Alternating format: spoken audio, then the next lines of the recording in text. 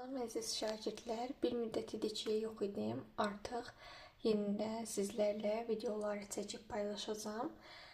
Bugün topludan yox, başqa bir mövzudan işləmək istəyirəm. İlk öncə 23 noyabr riyaziyyatdan OTK-nın sınağı olmuşdu və sizlərlə həmin sınağı işləməyə qərarlaşdırdım.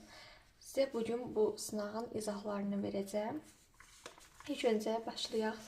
Birinci suala keçməmişdən qabaq onu qeyd edim ki, onlayn dərslərimizə qoşulmaq üçün 060 333 53 36 nömrəsi ilə əlaqə saxlaya bilərsiniz. Siz də imtahanda uğur qazanmaq istərsinizsə bizi izləyin mütləq. İndi isə keçək tapşırıqlarımızın izahına baxaq. Birinci sualdan izahlarımıza baxaq. Birinci sualda bizə deyilir ki, İki düz xəttin kəsişməsindən alınan bucaqlardan biri digərindən 2,6 dəfə böyük olarsa, alınan bucaqlardan böyüyünü tapın. İlk öncə bu sualı necə edirik? Bunun həllinə baxaq.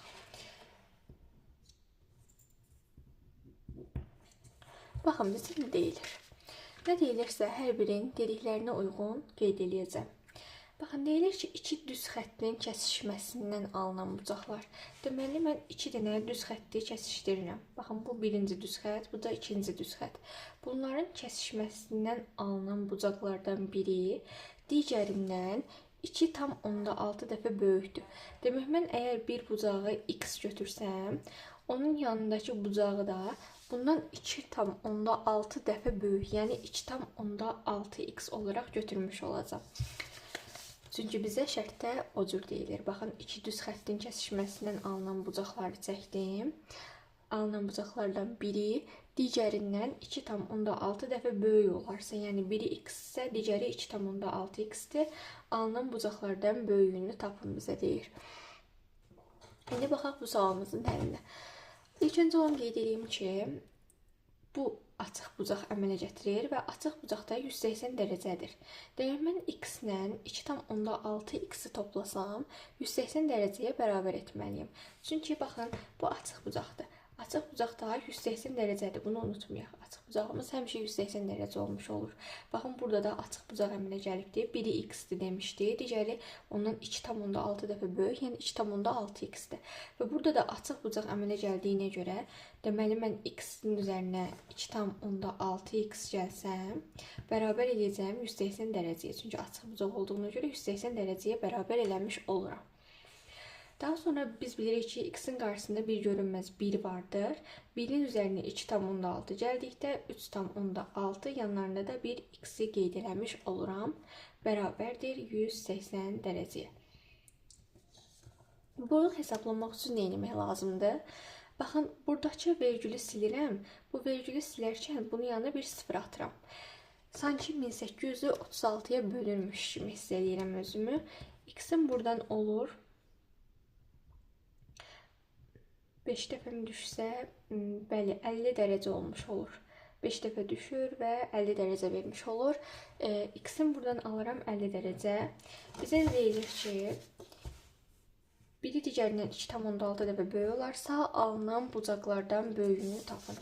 Biz birini tapdıq 50 dərəcə, bu x idi. Demək, digəri ondan 2,6 dəfə böyük olan daha böyük olmuş olacaq. Yəni 2,6-nı vursam 50 dərəcəyə, bu da eləmiş olacaq 130 dərəcə və bizim cavabımız 130 dərəcə ən böyük bucağımız olmuş olur. Burada da cavabımız olur A variantı. Sonra keçirəm ikinci suala. İkinci sualda bizə deyilir ki, belə bir ifadə verib, ifadəni ilk öncə köçürdüm bura, baxaq. Deyilir ki, M vurulsun A minus B çıxılsın, N vurulsun B minus A çoxəldisini vuruqlara ayırın. Bunu necə vuruqlara ayıraram? İlk öncə belə bir şey deyim. Bu iki mötərizənin içərisi eyni olmalıdır ki, mən bunlardan birini mötərizə daxilində yazım. Amma baxıram ki, burada biri A minus B-dir, biri də B minus A-dır. Demək, mən əgər bunu da A minus B şəklində gətirsəm, onda bunları rahatlıqla çıxara biləcəyəm. Onun üçün nə edirəm? M vurulsun A minus B-ni saxlayıram. Burada dururam. A ilə B-nin yerini dəyişsəm, yəni bunu A-B şəklində yazsam, artıq buradakı mənfi qarşıya keçmiş olacaq. Ona görə də bu mənfi ilə bunun qarşısındakı mənfi, yəni A ilə B-nin yerini dəyişdik. Həmin mənfi toqquşacaq və bu mənfini müsbət eləmiş olacaq. Müsbət n vurulsun. Artıq A ilə B-nin yerini dəyişdim, oldu A-B. Sanki A ilə B-nin yerini dəyişdim, A-B elədim. Bunun qarşısında bir mənfi var idi. Mənfini çıxartdım bura. 2 mənfi də toqquşdu, oldu müsbət. Belə də yazımızda saxlaya bilərik. Bərabərdir. Artıq görürəm ki, A-B və A-B hər ikisində eynidir. Demək, mən A-B-ni mötərizə xaricinə çıxara bilərəm. Daha sonra vururam nəyə? Buradan A-B-ni çıxartdım. Qaldı bir dənə M-im. Yazdım M. Üzərinə gəl. Buradan da A-B-ni çıxartmışam. Bir dənə qalıb N. Yazdım N. Demək, bizim cavabımız olur A-B vurulsun N plus N.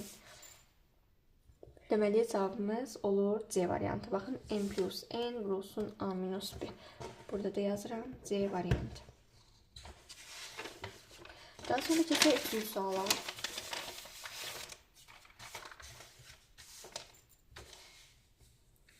Üçüncü sualda bizə deyilir ki, n natural ədədi üçün əbob 1-3 vurulsun əbob 3-5 vurulsun əbob 5-7 vurulsun nöqtələr və vurulsun əbob 2n-1 2n+1 ifadəsinin qiymətini hesablayın. İlk öncə onu qeyd edeyim ki, qarşılıqlı sadə ədədlərin əbobu 1 vermiş olur. Qarşılıqlı sadə ədədlərin əkobu dedikdə isə onların hasilinə bərabər olmuş olur. Qarşılıqlı sadə ədəd nədir? Yəni ki, ortaq böləni olmayan ədədlər. Tutaq ki, məsələn yazıram 9 və 8. Ümumiyyətlə, ardıcıl ədədlər, məsələn 8 və 9 və ya ardıcıl tək ədədlər, bunlar qarşılıqlı sadə hesab olunmuş olur. Baxın, burada da 1-3 ardıcıl tək ədədlərdir. 3-5 ardıcıl tək ədədlərdir. 5-7 ardıcıl tək ədədlərdir. Eyni ilə bu şəkildə də gedir. Və mən bilirəm ki, tək ədədlərin ümumi düsturu 2n-1 şəklindədir. Demək, bu qarşılıqlı sadə ədədlərdir bunların hər biri. Biz dedik axı, ardıcıl tək ədədlər də qarşılıqlı sadə olmuş olur. Və qarşılıqlı sadə ədədlərin əbobu da mənə 1 vermiş olur. Yazıram əbob AB 1. İndi baxın, bunun əbobu 1 vurulsun, bunun əbobu 1 vurulsun, 1 vurulsun, bu da 1. Demək, 1-i neçə dəfə öz-özünə vursam, onsuz cavabım 1 etmiş olacaq. Ona görə cavabım olur A variantı. Keçirəm 4-cü suala. 4-cü sualda bizə nə deyilir? Belə bir ifadə verilibdir. 2a kvadratı minus 8a plus 11 üçədlisinin ən kiçik qiymətini tapın. Ümumiyyətlə, hər hansısa bir misalda ən kiçik qiymət sözü gedirsə, biz buraya yazacağım düsturdan istifadə edirik. Bu düstur necədir? N bərabərdir 4ac minus b kvadratı bölünsün 4a düsturundan istifadə edirik. Burada istənilən ədədi yerinə qoyduqda bunun ən kiçik qiyməti çıxmış olacaq. Burada indi soruşarsınız ki, A nədir, B nədir və C nədir? Bunu da qeyd edeyim. Baxın, buradakı bu ifadə A-nı ifadə edir. Yəni, belə yazıram da, A kvadratı üstünə gəl, AX kvadratı yazım. AX kvadratı plus BX plus C bərabərdir 0. Bir növü kvadrat tənlik. AX kvadratı plus BX plus C. Baxın, buradakı A-dır ifadə, buradakı B-dir, buradakı da C-dir. Eyni ilə A-im demək 2-dir, B-im -8-dir və C-im də müsbət 11-dir. Yazıram A-im 2, B-im -8 və C-im də 11. İndi gətirib mən burada rahatlıqla yerinə qoyub ən kiçik qiyməti tapa bilərəm. Ən kiçik qiymətdə N-dən işarə olunur. Yazıram N bərabərdir. İndi baxın 4 vurulsun AC-dir. A-imin qiyməti 2-dir, vurulsun. C-imin qiyməti 11-dir. Yazdım 11. Çıxılsın, yazdım çıxılsın. B-nin kvadratı, B -8 idi. -8-in kvadratı müsbət 64 etmiş olacaq. Hər hansısa bir mənfi ədəd olsun, istəyir müsbət ədəd olsun, onun mütləq kvadratı müsbət olmuş olur. Aşağıda da 4 vurulsun, A-nın qiyməti 2 idi, yazdım 2 bərabərdir. 4-ü 2-yə vururam, 8, 8-i 11-ə vururam, edir 88, çıxılsın 64, 4-ü 2-yə vursam 8. 88-dən 64-ün çıxıram. Məndə qalır 24 bölünsün 8. 24-də 8-ə bölünən zaman cavabım olmuş olur 3. Deməli, 4-cü sualda cavabım olacaq Y variantı. Yazıram Y variantı. Daha sonra keçək 5-ci suala.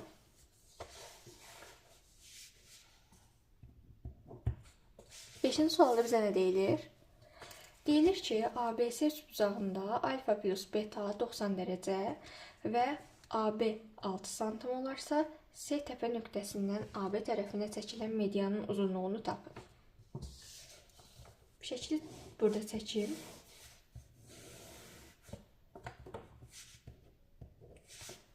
AB və buranı alfa verib, buranı beta verib. AB-ni də ümumsin 6 veribdir. Baxın uşaqlar. İlk öncə bunu qeyd edeyim ki, alfa ilə betanın cəmi 90-dırsa, mən bilirəm ki, hər hansısa bir üçbucaqda bu bucaqla bu bucağın cəmini 90 dərəcə versin, demək bu təpə bucağı 90 dərəcə olmuş olacaq. Demək bu üçbucaq verilən üçbucağımız düzbucaqlı üçbucaqdır. Və bizə deyilir ki, AB tərəfinə çəkilən medianın uzunluğunu tapın. Baxın, AB-ni verib 6. Bizə deyilir ki, C təpə nöqtəsindən, yəni buradan AB-yə bir dənə median çəkilibdir. Median. Median axı tərəfi yarıya bölür.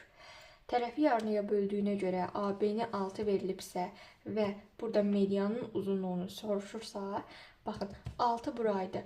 Yəni bu yarı-yarıya bölünəcək, 3-3 şəklində qalmış olacaq. Və bizdə də mən bilirəm ki, düzbucaqlı üçbucaqda hipotenuza çəkilən median hipotenuzun yarısına bərabər olmuş olur. Yəni hipotenuzu bir C ilə işarə eləsəm, medianı da bir MA ilə işarə eləyim də. MA bərabərdir C bölünsün 2, yəni 6 bölünsün 2-yə bərabər olmuş olacaq. Cavabım olur buradan 3. Mən də medianımızın uzunluğunu tapıram 3. Burada da cavabım olur D variantı. Və median da tərəfi yarıya böldüyünə görə, yəni bura 6 idisə 3 düşmüş olacaq. Bunu da qeyd eləmiş olduq. Cavabım oldu D variantı. Keçsək 6-cı sualda.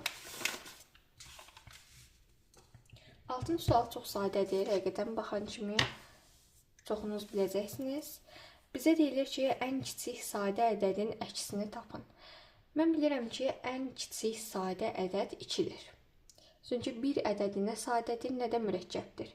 Ona görə də ən kiçik sadə ədədim olur 2. Əks ədədlərdə, yəni bu müsbətsə, digəri mənfisini yazıram və mənfi verilibsə, müsbətin yazıram. İndi 2 müsbətdir. Bunun əksi olacaq mənfi 2. Cavabım olur A variantı. Yazdım A variantı. Daha sonra 7-ci suala baxaq. 7-ci sualda bizə deyilir ki, düzbucaqlı üçbucağın nə deyilirsə bir-bir qeyd edirəm. Çünki üzərində qeyd eləmək mənim çox köməyimə çatacaq.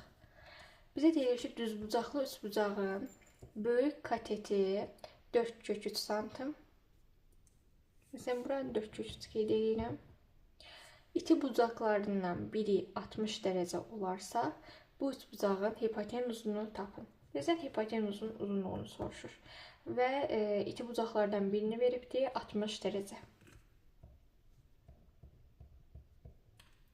Bura 60-dırsa və ümumi 90-dırsa, mən burada qeyd edirəm ki, burada 30 dərəcədir. Çünki 30 dərəcənin 60 dərəcənin cəmi mənə 90 dərəcəni verməlidir. Və belə bir şey var üçbucaqda, belə bir qayda var. Məsələn, bura 30 dərəcə qeyd edirəm, bura 60 dərəcə qeyd edirəm və ümumisi də 90 dərəcədir. Düzbucaqlı üçbucaqda 30 dərəcəli bucaq qarşısında dayanan katet hipotenuzun yarısı olmuş olur. Məsələn, tutaq ki, hipotenuza 2A demişəm. 30 dərəcəli bucaq qarşısında katet, yəni bu hissə 2A-nın yarısı olmuş olacaq. Yəni 2A bölünsün 2. Demək, bura qalacaq A. 60 dərəcəli bucaq qarşısında katet isə, yəni bu katet isə digər katetin, yəni A-nın kök 3 mislinə bərabər olmuş olur. Bura A-ydı, A-nın kök 3 misli də A kök 3-dür. İndi o qaydaya əsaslanaraq burada tətbiq edirəm. Bura 60 idisə, bura avtomatik olaraq 30 çıxır, çünki 90 əmələ gəlməsi üçün. Və belə bir qaydamız var idi ki, 30 dərəcəli bucaq qarşısında katetdə artıq bunun kök 3-ü silinmiş olacaq, yəni 4 qalmış olacaq. Çünki deyirdik axı, digər katetin, yəni 4-ün kök 3 misli 4 kök 3 60 dərəcəli bucaq qarşısında dayanan katetdə axı Hipotenuzda bu 30 dərəcəli bucaq qarşısında katet dayanıb B4. Bunun 2 misli olmuş olacaq. Yəni 4-ü vursam 2-yə 8. Baxın, həqiqətən də qaydamız ödənmiş olur. Hipotenuzun yarısı 30 dərəcəli bucaq qarşısında dayanan katetdir. Yəni hipotenuz 8 idi. 30 dərəcəli bucaq qarşısında dayandı. Bunun 8-in yarısı 4. 60 dərəcəli bucaq qarşısında dayanan katet isə digər katetin, yəni 4-ün kök 3 mislidir. Yəni 4 kök 3-dür. Buradan da bu şəkildə qaydamız ödənmiş oldu və hipotenuzu soruşurdu. Məndən hipotenuzu da tapdım 8-dir. Cavabım olur D variantı. Yazdım D variantı. Daha sonra baxaq 8-ci sualı yazdıq. Mən 8-ci sualı yazmışam 7-ci sual əvəzinə. İndi gəlin 7-yə baxaq. 7-ni arada keçirmişik. 7-ci sualda bizə deyilir ki, çevrədə 50 dərəcəli qövsə uyğun daxilə çəkilmiş bucaq tapın. Baxın, buradan belə çəkeyim. Bir dənə çevrə çəkirəm. Burada deyilir ki, çevrədə 50 dərəcəli qövsə uyğun. Məsələn, mən bir dənə qövs çəkirəm. Mən bilirəm ki, baxın, bu bunun qövsüdür. Bu qövs 50 dərəcədir bizə deyilir. 50 dərəcəli qövsə uyğun daxilə çəkilmiş bucağı tapın. Daxilə çəkilmiş bucaq, yəni baxın bu bucaqdır. Bunu belə çəkdim. Daxilə çəkilmiş bucağı bunun bu hissəsi olmuş olacaq. Bu mərkəzi bucağıdır. Bu isə daxilə çəkilmiş bucağıdır. Baxın, bir şey qeyd edeyim. Hər hansısa məsələn burada qövs verilibdir. Buranın da 50 dərəcə veribdir. Mərkəzi bucaq, yəni bu hissə elə buradakı çəkilən qövsün uzunluğuna bərabər. Yəni neçə dərəcə verilibsə odur. Burada 50 dərəcədir deyə mərkəzi bucaq da 50 dərəcədir. Amma daxilə çəkilmiş bucaq, yəni bu bucaq 50 dərəcənin yarısına bərabərdir. Yəni 50-ni bölürəm 2-yə. Burada edir 25 dərəcə. Deməli mənim daxilə çəkilmiş bucağım olur 25 dərəcə. Bizdən də daxilə çəkilmiş bucağı soruşurdu. Baxın 7-ci sualda. Buradan tapıram 25 dərəcə, yəni C variantı. 8-ci sualı burada qeyd elədim. Keçirəm 9-cu suala. 9-cu sualda bizə nə deyilir? Deyilir ki, 1 metrinin qiyməti 4 manat olan 48 metr parçanın 12-də 7 hissəsi satıldıqdan sonra neçə manatlıq parça qaldı? Baxın, 48 metr parçanın 12-də 7 hissəsi satılıbdır. İlk öncə nə etməliyəm? 48-in 12-də 7 hissəsini hesablamalıyam ki, görüm nə qədər satılıbdır 48 metr parçadan. 48-in 12-də 7 hissəsini tapmaq üçün 48-i 12-də 7-yə vurmalıyam. Buradan 48-dən 12 ixtisar gedir. 48-i 12-yə bölsəm qalacaq 4. 4-ü də vururam 7-yə. Yəni bu şəkildə eləyir 28. Tapıram ki, 28 metr. İndi bu 28 metrə gedibdir parçalardan. 48-dən çıxıram 28-in edir 20. Baxın, bizə deyilir ki, 1 metrinin qiyməti 4 manatdır. 48 metr parçanın 12-də 7 hissəsi də satılıbdır. Yerdə qalıb 20 metr parça. Yəni 28-i gedibdir 48-dən. 48-in 12-də 7 hissəsi bunun 28 metri deməkdir. Demək, mən 48-dən çıxsam 28-in yerdə nə qədər parçam qalıbdır, onu tapmış olacağım. Və baxıram ki, 20 metr parçam qalıbdır. İndi deyilir ki, parçanın da 1 metrinin qiyməti 4 manatdır. Bizə deyilir ki, satıldıqdan sonra neçə manatlıq parça qaldı. Tez nə edirəm? Əgər 1 metri 4 manatdırsa, demək 20 metrini də hesablamaq üçün 20-ni vurmalıyam 4-ə. Görüm neçə manatlıq parça qalıbdır. Bu da eləyir 80. Demək, mən də alıram ki, 80 manatlıq parçam qalıbdır hələ də. Bu da olur bizdə D variantı. Baxaq 10-cu suala. 10-cu sualda bizə nə deyilir?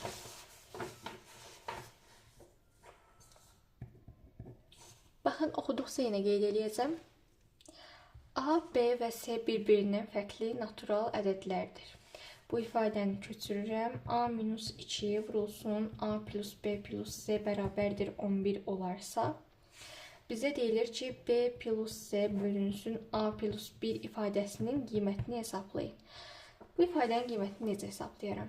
İlk öncə mən düşünməliyəm ki, nə ilə nəyin hasilini mənə baxı vurmadı ortasında Nəyi vursam 11 eləyər? Əlbəttə ki, 1-i 11-ə vursam 11 eləyər. Çünki, məsələn, bu ədəd 15 deyil ki, mən bunu 3 ilə 5 şəklində parçalayayım. Və ya 16 deyil ki, ya 8-2 deyim, ya 4-4 deyim. Bu ədəd 11-dir. 11 sadə ədəddir. Sadə ədəddirsə, demək 1 və 11 qoya bilərəm buralarına. 1-i 11-ə vuran zaman 11. Ortada vurma işarəsi var axı. İndi bunu hesablayıram. Baxın, buranı 1-ə bərabər elədim. Yəni, A-2 1-dir. Yazdım A-2 1. A-ın buradan bərabərdir. Baxın, -2-dir. Bərabərliyin digər tərəfinə atıramsa, mənfi itir, müsbət olur. Müsbət 2. Sanki 1-in üstünə 2 gəlmiş oluram. Burada mənə verir 3. A-ımı tapdım 3. İndi baxın. Burada A plus B plus C-ni qeyd eləmişəm 11. Yazıram A plus B plus C bərabərdir 11. A-ın qiymətini 3 tapdım. Gətirirəm, burada yerinə qoyuram 3. 3 plus B plus C bərabərdir 11-ə. Və buradan B plus C-mi saxlayıram, bərabərdir. Baxın, indi 3 müsbətdir. Müsbətsə bərabərliyin digər tərəfinə keçirirəmsə, bu olur -3. Yəni 11-dən 3-ünü çıxıram. Bu da edir 8. Bunun qiymətini də tapdım. B plus C-də 8 tapdım, A-da 3 tapdım. İndi bizə deyilir ki, bu ifadənin qiymətini hesablayın. Gəlin, buradan hesablamaya başlayıram. Baxın, B plus C. B plus C-mi aldım 8. 8. Kəsir xəttimi çəkdim. A plus 1. A-mı almışdım 3. 3-ün üstünə 1 gəlsəm 4. 8-də 4-ə bölürəm. Cavabım olur 2. Demək, 10-cu sualda cavabım olacaq C variantı, yəni 2. Daha sonra digər sualımıza keçək. 11-ci sual.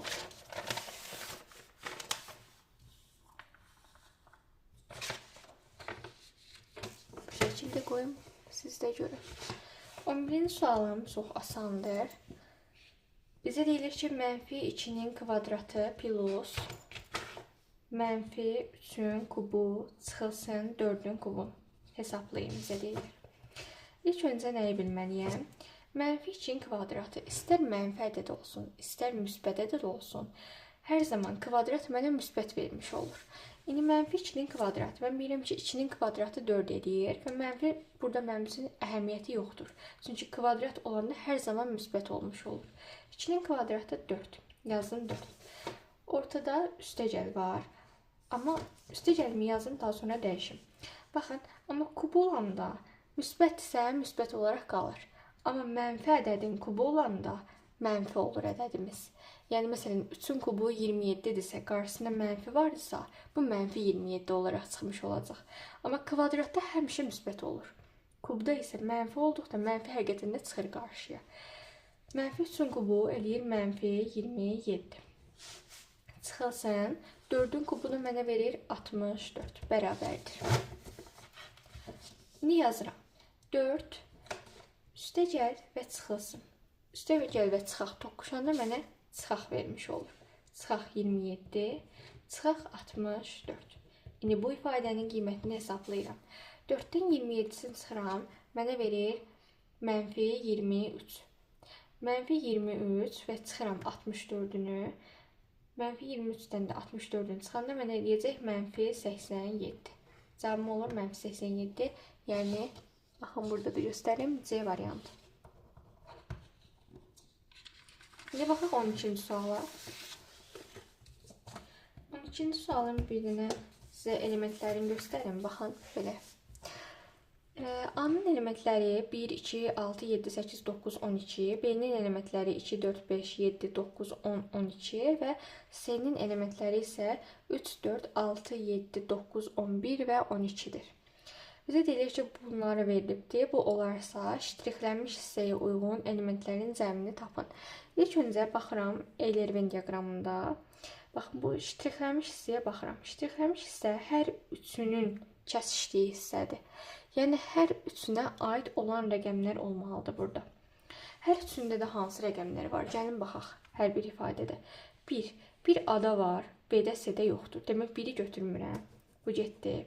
Sonra 2-yə baxıram. 2 ada da var, B-də də var, amma C-də yoxdur. Demək, 2-ni də götürmürəm. Daha sonra 6-ya baxıram. 6 ada var, C-də var, amma B-də yoxdur. Bu da olmaz. Hər üçündə eyni rəqəm olmalıdır. 7-yə baxıram. Baxın, 7 həm A-da var, həm B-də var, həm də C-də var. 7-ni yazdım bura. Bizə deyilir ki, bu hər üçündə olan rəqəmlərin cəmini tapın. 7 üzərinə gəl. Baxıram, 8 A-da var, B və C-də yoxdur. Bunu da götürmürəm. 9-a baxıram. 9 həm A-da var, həm B-də var, həm də C-də var. Demək, üzərinə gəl 9. 12-yə baxıram. 12 yenə də həm A-da, həm B-də, həm də C-də var. Hər üçündə olan 7, 9, 12-dir və bizə bunların cəmini soruşur. Bu da cavabım etmiş olur 28 bunları hesablayanda. 7-nin üstünə 9 gəlirəm 16, 16 ilə 12-ni toplayıram, eləyir 28. Cavabım olur burada C variantı. Yazdım C variantı. Daha sonra gəlirəm 13-cü suala. 13-cü sualda bizə belə bir ifadə veribdir. Bunu köçürün baxın. Mənfi 3,6 modulda vurulsun modulda mənfi 7,2 bölünsün. Modulda mənfi 5,4 vurulsun modulda mənfi 1,2. Bunun qiymətini hesablamaq soruşur. Mən bunu belə qoyun baxaq. Baxın, moduldan ifadə mən bilirəm ki, müsbət çıxacaq. Ona görə də bu mənfilərin mənim üçün bir əhəmiyyəti yoxdur. İlk öncə mənfiləri itirək, moduldan zaten müsbət çıxır. Mənfi 3,6 olacaq, müsbət 3,6 vurulsun. Yenə mənfidirsə mənfisi getdi, çünki moduldan müsbət çıxır. 7,2, yenə 5,4 vurulsun 1,2. Bu ifadənin qiymətini hesablamalıyam. Baxıram ki, mən 3,6-nı 1,2-yə rahatlıqla bölə bilərəm. Necə? Vergüllərini apardım. Hər ikisindən də vergüllər getdi. 36-nı 12-yə bölürəm. 36-nı 12-yə bölən zaman burada qalır 3. Yazdım 3. Daha sonra da 5,4-ü 3-ə bölə bilərəm rahatlıqla. 5,4-ü 3-ə bölsəm, cavabıma yazıb 1,8. İndi qaldı 7,2-ni 1,8-ə bölməyim. Yenə bundan bir vergülü sildim, bundan da bir vergülü sildim. 72-ni bölürəm 18-ə. Cavabım da etmiş olur 4. Demək, bu ifadənin cavabı oldu 4, 13-cü sual. Yəni, cavabım olur B variantı. Yazıram B variantı. Bunu bitirdik, keçək digərinə. 14. Buradan 14-cü sualdan baxaq.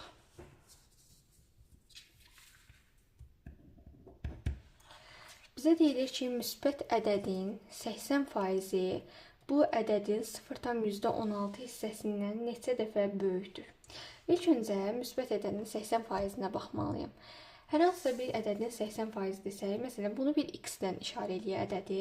Bu olur 0,8x və bu ədədin 0,16 hissəsi. Yəni, bölməliyim 0,16x-ə ki, görüm bu ədədin 80% 0,16 hissəsindən neçə dəfə böyük olmuş olacaq. Ədədin 80% 0,8x-dən işarə elədim. Bundan neçə dəfə böyük olduğunu tapmaq üçün də 0,8x-ə bölməliyim 0,16x-ə. Və buradan nə edirəm? Vergülləri silirəm, yenə hesablamaq üçün. 80-i bu yana bir 0 atıram. 80-i 16-ya bölürəm. Cavabım da olur 5.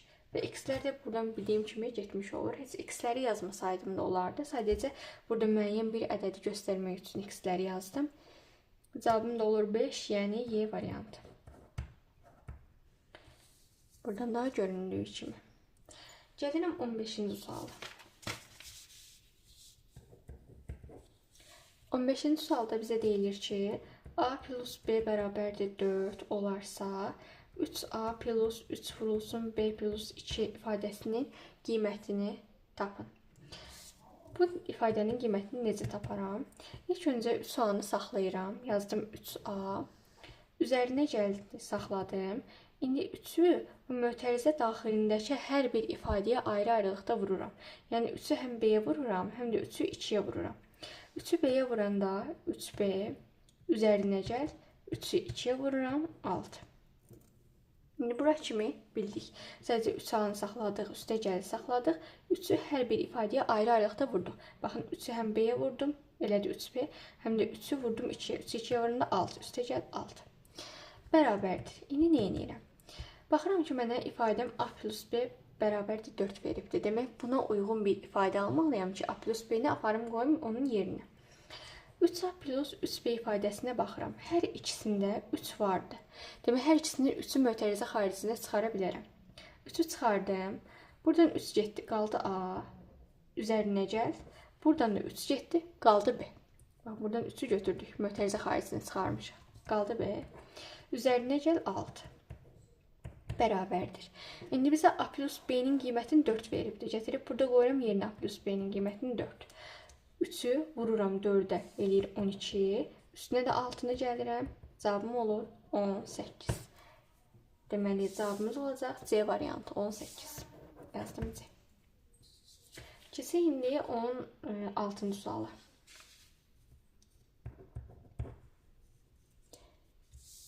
16-cı sualda bizə belə bir ifadə verilibdir. Baxın, 1 kiçikdir, x kiçikdir 5 şərti verilibdir və modulda x plus 3 plus modulda x minus 6 modul ifadəsinin qiymətini hesablayın deyilir.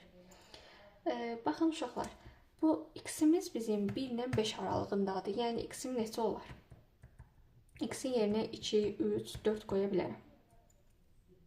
Bu rəqəmlərdən birini götürürəm. Məsələn, tutaq ki, 2-ni götürdüm. Ürəyim istəyən birini götürdüm. Gətirirəm bu ikinci modulun içərisində yerinə qoyuram. Baxın, x-in yerinə 2 qoysam, 2 çıxaq 6 mənfi 4 eləmiş olacaq.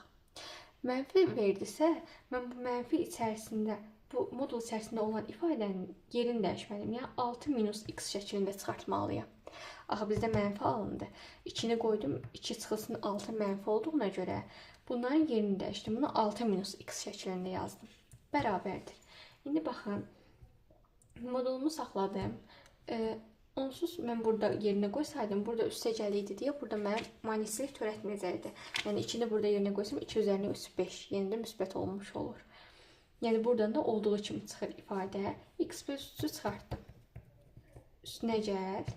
İndi burada qoyanda içini mənfi alındığına görə bu ifadənin yerini dəyişdim. Axı x minus 6 idi, elədim 6 minus x. Yazıram üstə gəl 6 minus x bərabərdir. Baxıram, x-lərdən biri müsbətdir, biri mənfidir. Biri birini apardı. Üstündən də 6'ını toplayıram. Cavabım eləyir 9. Bu qədər sadə misal. Baxaq 17-ci suala.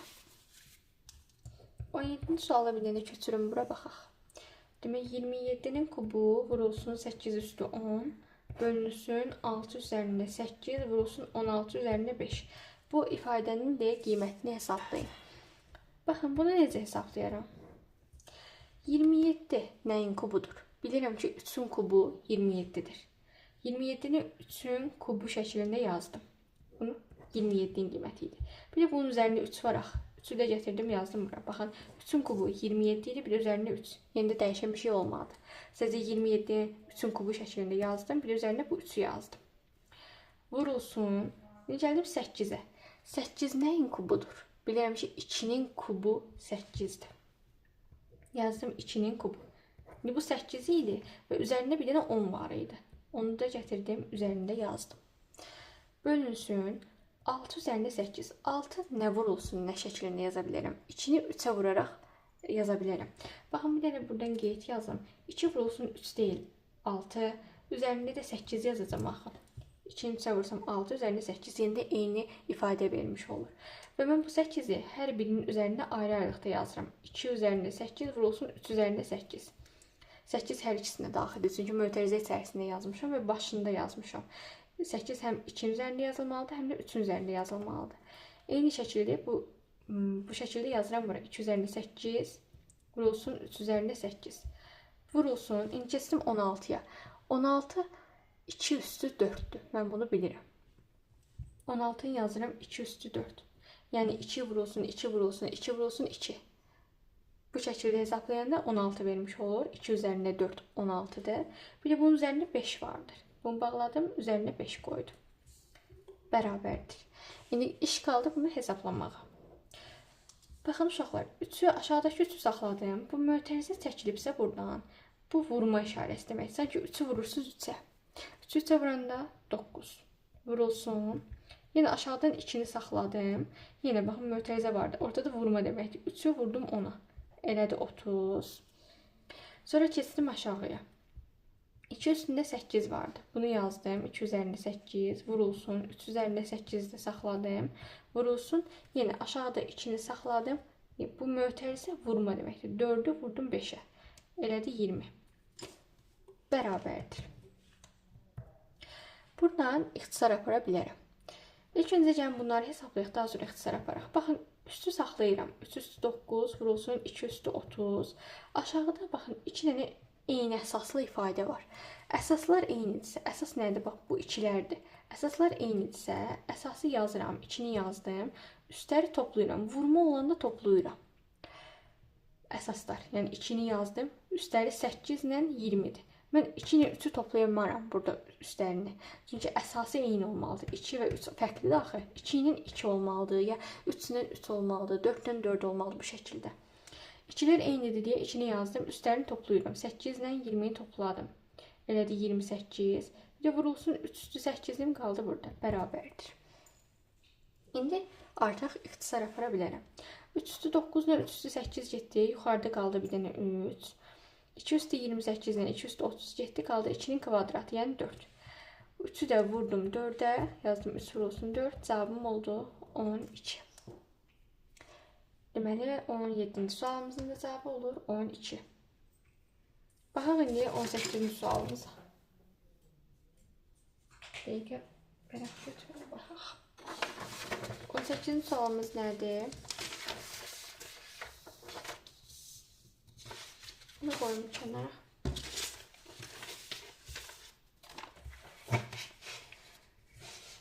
On 8-ci sualımızda bizə ifadə verilibdir. Deyilir ki, 3'də 2, A üzərində 5, B üzərində 9. Belə ifadə verilibdir. Deyir, bir hədlisinin dərəcəsi əmsalından neçə dəfə böyükdür. Mən bu ifadədə bir dərəcənin, bir də əmsalı tapmalıyam. Bilirəm ki, əmsal bu qarşıda dayanan ədəddir. 3'də 2. Bu əmsaldır. Yazdım bunun əmsalına. Əmsal bərabərdir 3'də 2'yə. İndi bir də qaldı. Mən bunun dərəcəsini tapmalıyam. Dərəcəsi neçədir? Dərəcəsi də bu dəyişənlər var ya. A ilə B axı dəyişəndir. Bunların üzərindəki rəqəmlərin cəmi olmuş olur. 5 ilə 9'un cəmi 14. Demək mən bu bir hədlinin həm əmsalını tapdım, həm də dərəcəsini tapdım. Əmsalı bu qarşıda dayanan ədəd oldu 3'də 2. Dərəcəsi də bu dəyişənlər var ya AB. Bunun üzərlərinin cəmi oldu. 5 ilə 9'un cəmi elədi 14. İndi bizə deyilir ki, bir hədlisinin dərəcəsi, yəni 14, əmsalından neçə dəfə böyükdür? Dəfə böyükdür deyəndə nə edirəm? 14'ü bölməliyim 3'də 2'yə ki, tapım görüm neçə dəfə böyükdür. Bölməni necə yerinə yetirirəm? 14'ü saxladım, yəni birinci ifadəni saxlayıram. Bölməni vurmaya çevirirəm. 3'də 2 ilə tərsin yazıram. Yəni 2'də 3. Bir növ 3'dən 2'nin yerini dəyişdim. 2'də 3. Və buradan vurmamı adi şəkildə yerinə yetirə bilirəm. 14'ü bölürəm 2'yə. Eləyir 7. 7'ni də vururam. Baxın 7'ni vurdum 3'ə. 21.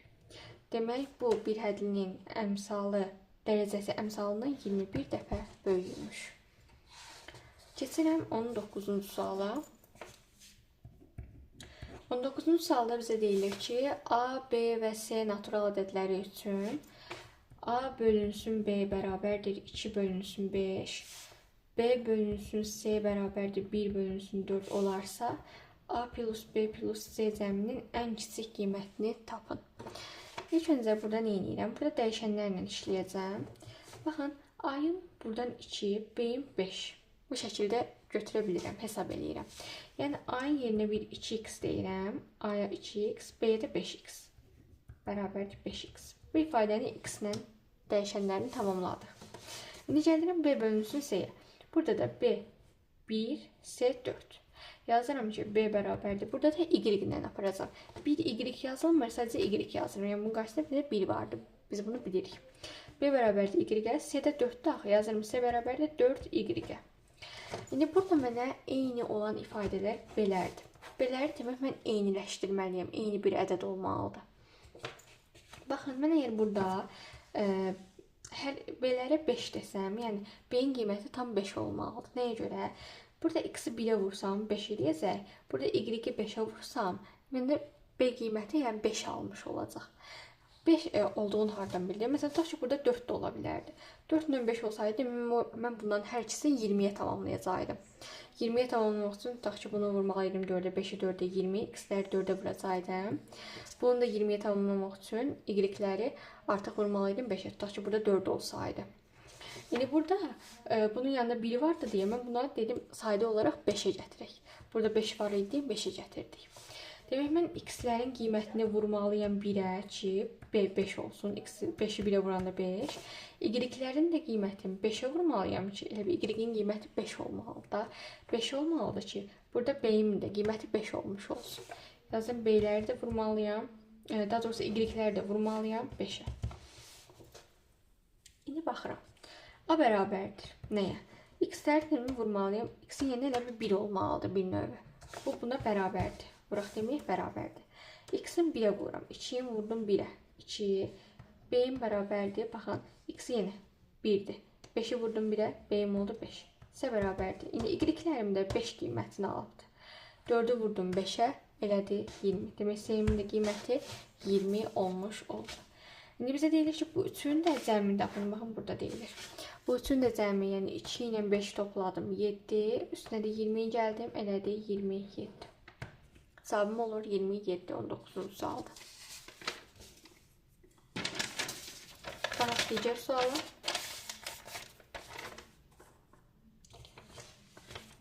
Digər sualımız artıq 20-ci sualdır.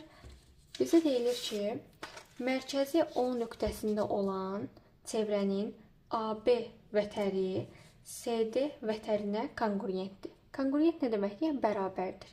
AB CD-yə bərabərdir. Bizə deyilir ki, AMB qövsünün uzunluğu A-dır. Yazıram. AMB qövsünün uzunluğu bərabərdir bir A-ya. Və CND qövsünün uzunluğu B-dir. Yazdım. CND qövsünün uzunluğu da bərabərdir B-yə. Qövsü də bilirikdə uşaqlar belə üzərində bu işarə olur. Və ya mən qövsü bu şəkildə də ifadə edə bilərəm. Bunu yazdım. Yanında AMB qoydum. Qövs belə də işarə olunur. Bunun üzərində də işarə olunur. Bunu da yadınızda saxlayın. Bizə deyilir ki, 2A plus 3B bölünsün 3B minus 2A ifadəsinin qiymətini tapın. Uşaqlar, bir dənə bir şey qeyd edeyim sizə. Deməli, deyirəm ki, bizə verilib ki, AB və CD vətərləri konqurentdir. Yəni, bununla bu əgər vətərləri bərabərdirsə, bunların qövsləri də, bundan kəsən qövslər də bərabər olmuş olacaq. Vətərlər bərabərdirsə, kəsilən qövslər də bərabərdir. Yəni, AMB qövsü ilə CND qövsü də bir-birinə konqurent, yəni bərabər olmuş olacaq. Yəni, AMB bir növü A, B-yə bərabərdir. AMB-ni A ilə işarə eləmişdim, CND-ni də B ilə burada özü deyirdi. A, B-yə bərabərdirsə, gətirirəm bu ifadədə yerinə qoyuram. A-ların yerinə gəlin B yazaq, ya da B-lərin yerinə A yazaq, fərq eləmir. A-ların yerinə B yazsam, 2B üzərinə gəl 3B bölünsün 3B minus A-nın yerinə yenə B qoydum 2B bərabərdir. 2B ilə 3B elədi 5B, yuxarıda yazdım 5B, 3B-dən də 2B-ni çıxdım, qaldı B. B-lərim də buradan getdi, qaldı bir dənə 5.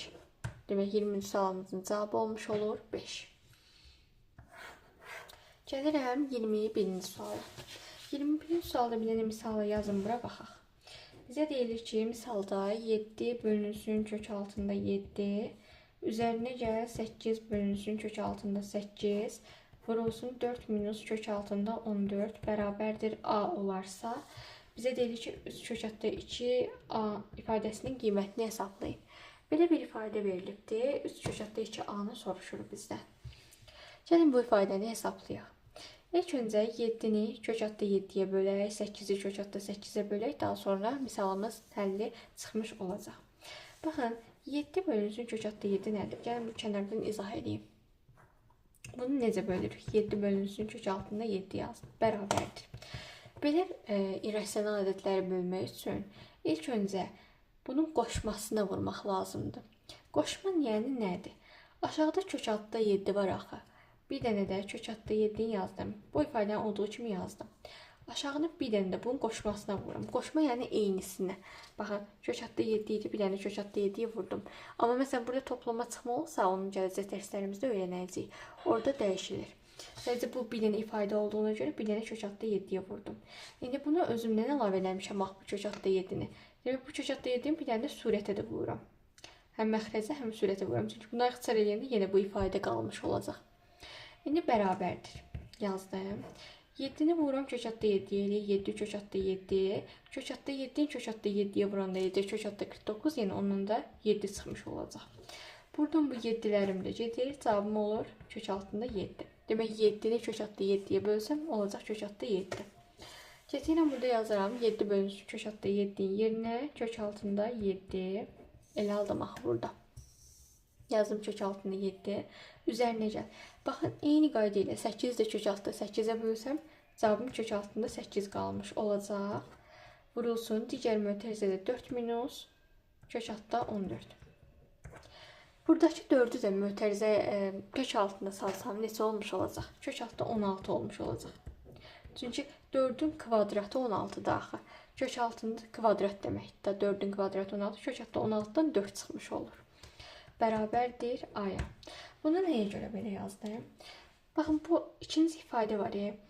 Bu ikinci ifadədən mən kök altında 2-nin mötərizə xaricinə çıxara bilərəm. Bu ifadədən. Bu ifadədən kök altda 2-nin mötərizə xaricinə çıxarsam nə qalır?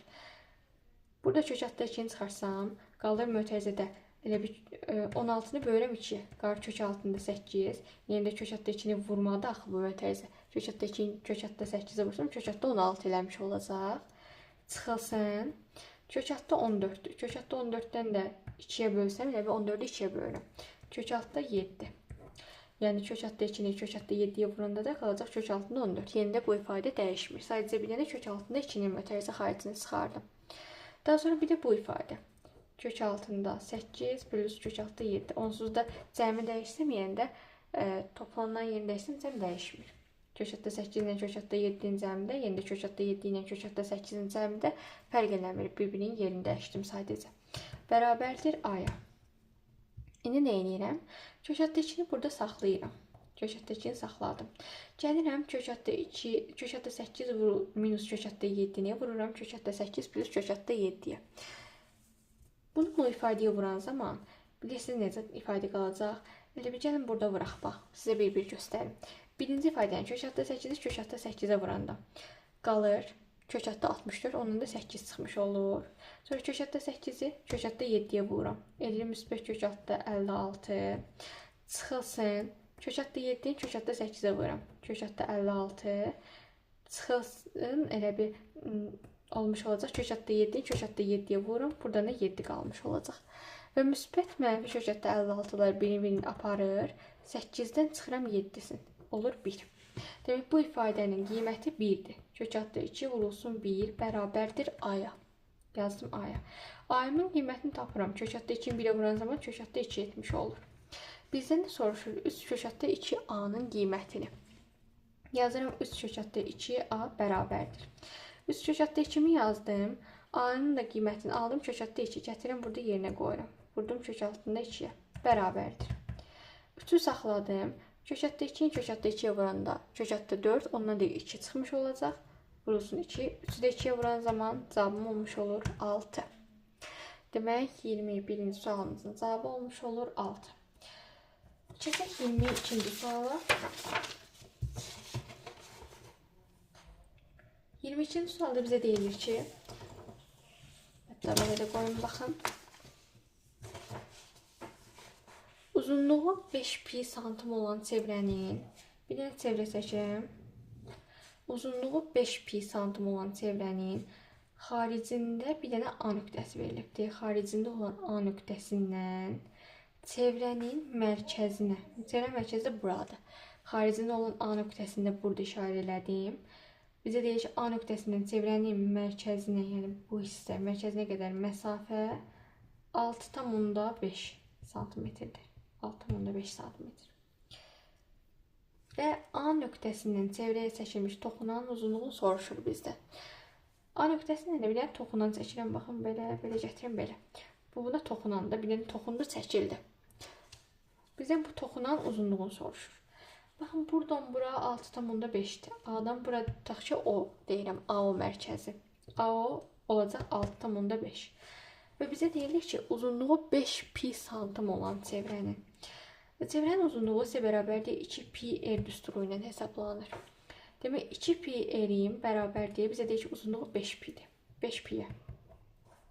Və buradan pilərim gedir. R-in bərabər olmuş olur. 5 bölünsün 2-yə. Yəni 2,5-ə. Radiusumu tapdım 2,5. Bilirəm ki, radius buradan çevrəyə qədər. Bu hissədir radius. 2,5. Yazdım 2,5. Bura 2,5-dir. 6,5-dən də 2,5-ini çıxıram ki, bu yerdə qalan hissəni tapım, bu hissəni. Buradan radiusunu tapdım, 2,5. Bu yerdə qalanı da tapmaq üçün 6,5-dən 2,5-ini çıxıram. Burada da qalır 4. İndi bizim bu toxunanın uzunluğunu soruşur. Bunu necə tapıram? Baxın, radiusunu tapdım 2,5. Hətta burada da qeyd elədim. Radius bilirəm ki, mən buradan burada seçsəm, yenə radius olmuş olacaq. Radiusum yenə 2,5-dir. Yazdım 2,5. Və çevrəyə toxunan ilə radius arasında bucaq həmişə 90 dərəcədir. Bunu da yadınızda saxlayın. Yəni burada məndə bir düz bucaqlı üst bucaq alınmış olur. İndi baxın, bunun bir kateti 2,5-dir. Yəni radiusu 2,5-dir. Hipotenuzunu tapmışam 6,5. Bizdən qalır bir dənə elə bu kateti tapmaq. Yəni toxunanı tapmaq. Bura bir x deyirəm bu toxunanı. Bunu necə tapıram? Pifaqor teoremi. Pifaqor teoremi necədir? Bir növ a kvadratı plus b kvadratı bərabərdir s kvadratı daxil. İndi eyni şeyi burada da tətbiq edirəm. A kvadratı, yəni x-in kvadratı, yazdım x-in kvadratı, üzərinə gəl. B-nin kvadratı, yəni bu 2,5-in kvadratı, yazdım 2,5-in kvadratı, bərabərdir s-nin kvadratına, yəni 6,5-in kvadratına. Şimdi buradan bunu hesaplayıram. Yazıram. X-in kvadratı bərabərdir.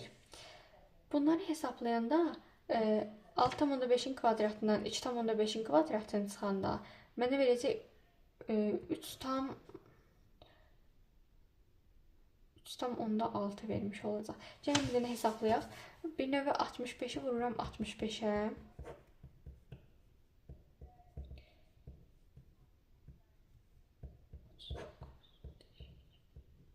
4225 eləmiş olur. Yazdım 4225. Yəni burada da bir vergüldə 6,5 olmuş olur. Çıxılsın. Elə bu üstə gəldi. Digər tərəf altında olacaq çıxılsın. 2,5-in kvadratı. Bu da eləcək 6,25. Və x-in kvadratı buradan mənə bərabərdir. 42,25-dən çıxıram 6,25-in. Bu da mənə edir 36 tam. Çünki 0,0 alınır. 25-dən bir növ 25-in çıxıram. 0,0 elə 36 eləmiş olur. X-im də bərabərdir. 36 nəyin kvadratı 36 eləmiş olur? Əlbəttə ki, 6-ın kvadratı. X-im də olur 6. Demək, bu çəkilmiş toxunanın uzunluğu 6 santimetreymiş. Keçirəm digər suala. 23-cü suala. 23-cü sualda bizə deyilir ki, baxın, bir dənə şəkil çəkin bura, sonra suala baxaq.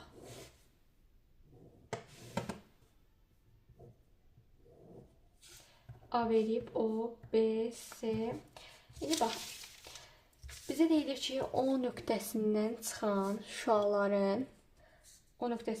şüaların əmələ gətirdiyi A, O, B, B, O, S və A, O, S bucaqlarının dərəcə ölçüləri uyğun olaraq 5, 4, 6 nisbətindədir. Gəlin bunu yazaq. Baxın, A, O, B 5-dir.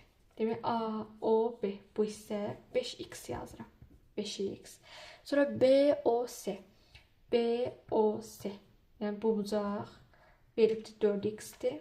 Yazdım 4x. Bir də A, O, S. A, O, S. Yəni bu bucağımda veribdir 6x. Yazdım 6x nisbətindədir. Bizə deyilir ki, BO və SO parçaları kongruentdir. Yəni, BO nədir? BO buradır, SO da buradır. Kongruent nə idi? Yəni, bərabərdir. BO ilə SO bərabərdir. Bizə deyilir ki, bucaq nəyi tapın? Bucaq SBO-nu tapın. Tapaq indi. Bunu qoyum kənarda belə tapaq.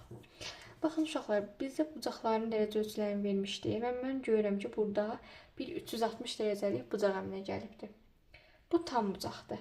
Tam bucaq axı bu şəkildə olurdu. Tam bucaq 360 dərəcə vermiş olur. Yəni mən 5x-dir, 4x-dir, 6x-dir bundan toplasam 360-a bərabər eləyib bucaqları tapa bilərəm. Yazıram 5x, üstünə gəlir buradakı 4x, üstünə gəlir buradakı 6x bərabərdir. Ümumi tam dairə 360 dərəcədir axı. Burada tam dairə əmələ gəlib, yəni tam bucaq əmələ gəlibdir. 360 dərəcəyə. 5x-dən 4x, 9x, 9x-in üzərinə 6x eləyəcək, 15x bərabərdir 360 dərəcəyə. X-in buradan olmuş olacaq, 360-ı bölürəm 15-ə, bizə verəcək 24 dərəcə. X-imi tapdım 24 dərəcə. Bizdən də CBO bucağını soruşur. Baxın, buranı soruşur. İndi X-imi tapmışam 24 dərəcə. X 24-sə, demək mən bu təpə bucağı tapsam, yəni 4x-i tapsam, digərlərində bərabər yanlı üç bucaq olduğu üçün rahatlıqla tapa biləcəm. 4x-i gəlin tapaq neçə eləyir? 4x bərabərdir. 4 vurulsun. X-i tapdım 24 dərəcə. Yazdım 24 dərəcə. 4-ü 24-ə vuran da elədi 96 dərəcə. Yəni elə bir düşünün ki, bu üç bucağı belə düzünə çəksəm bura, fikirləşin ki, buranı 96 dərəcə veribdir və bərabər yanlı üç bucaqdır. Çünki bizə deyirdi axı OC və OB kongruentdir, yəni bərabərdir. Bərabər olduğuna görə burada da bərabər yanlı üç bucaq almış oluram. İndi bərabər yanlı üç bucaqda oturacağı bitişik bucaqlar nə olmuş olur? Yazıram ki, 180-dən ümumi üç bucağın dərəcə ölçüləri 180-dir. 180-dən çıxıram 96-sını. Mənə burada qalır 84. Deməli, bu ikisinin cəmi 84-dür və bərabər yanlı üç bucağın oturacağına bitişik bucaqları bərabərdir. Demək, 84-ü mən bölsəm 2-yə, eləcək 42, hərəsinə 42 düşmüş olacaq.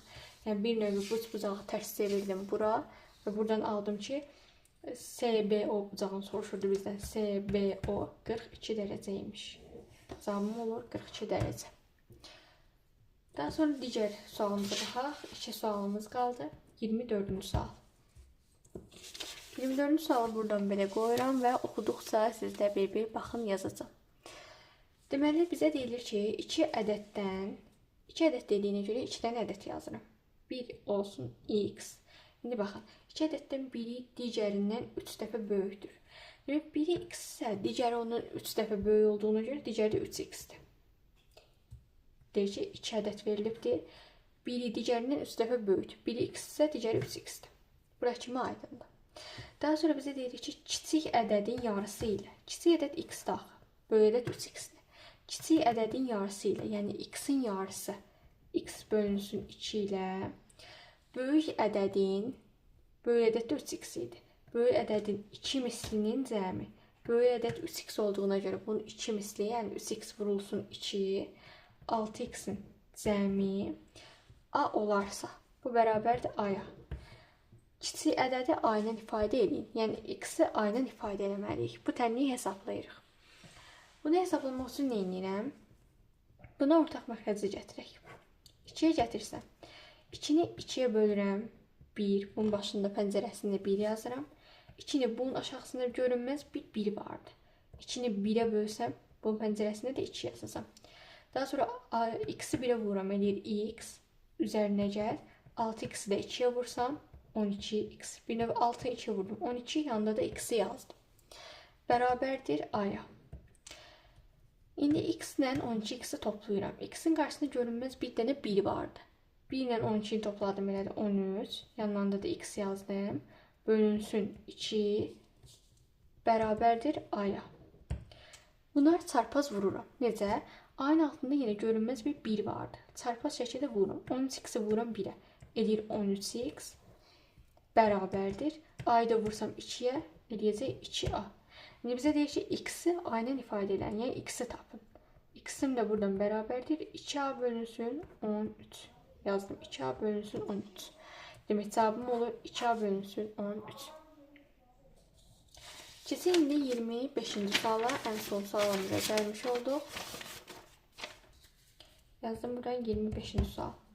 Baxın, 25-ci sualı da oxuduqca burada izah edəcəm. Bizə deyilir ki, mətbəədə 3 gün müddətində 1200 kitab çap edildi. 3 günə 1200 kitab çap ediblər. Birinci gün planın 30%, yəni 1200 kitab çap olunubsa, bunun 30% nə olar? Tez 1200-ün 30%-ni tapıram. 1200-ün 30%-ni 1200-ü vurursan 30-a, bölürsən 100-ə. Burada sıfırlarım getdi. 12 3'e vuranda 36, bir dənə yanında buradakı 0. Benim 12 30'a vurdum, 360 alındı. 1200'ün 30%, 1200 bulsun, 30 bölünsün 100'dür. Birinci gün demək 360 kitab çap edilibdir. Bu birinci günün kitabıdır. Birinci gün. İkinci gün isə bizə deyilir ki, ilk gündəkindən 100 kitab daha artıq kitab çap edilibdir. Birinci gün 360 kitab çap edilibsə, ikinci gündə bizə deyilir ki, bundan, yəni 360-dan 100 kitab artıq. Yəni 360 üzərinə gəl 100. Bu edir 460. İkinci gündə 460 kitab çap olundu. Birinci gün 360, ikinci gün 460. Bizə deyilir ki, üçüncü gün nə qədər kitab çap edildi. Ümumi 1200 kitabım var. 1200'ü çap olunubdur. Birinci gün 360'ı, ikinci gün 460'ı çap olunubsa, demək bundan toplayıb 1200'dən çıxsam, mən biləcəm ki, üçüncü gün nə qədər kitab çap olunubdur. 1200'dən çıxıram, birinci gün və yəni 360'ın üzərinə, ikinci günün cəmi, yəni 460'ın cəmi bərabərdir. Yəni 1200'dən çıxıram, 360 ilə 460 mənə verəcək 820. Bəli, 1200'dən də 820'sini çıxanda cavabım olacaq 380. Demək tapıram ki, üçüncü gün 380 kitab çap edilmiş olur. Belə əziz şagirdlər, suallarımız bu qədər idi. Ümid edirəm ki, hər birinizə suallarımız aydın oldu. Əgər video izahlarımı bəyənirsinizsə, kanalıma abunə olmağı və videolarımı like etməyi unutmayın. Onlayn dərslərimizə qoşulmaq üçün də 060 333 53 36 nömrəsi ilə əlaqə saxlaya bilərsiniz. Dərslərimiz tam sıfırdan mükəmməl şəkildə öyrədilir şagirdlərə. Şagirdlər heç əziyyət çəkmədən riyaziyyatı dərin şəkildə mənimsəmiş olurlar. Sağ olun, gələn dərsimizdə görüşərik. Hələlik.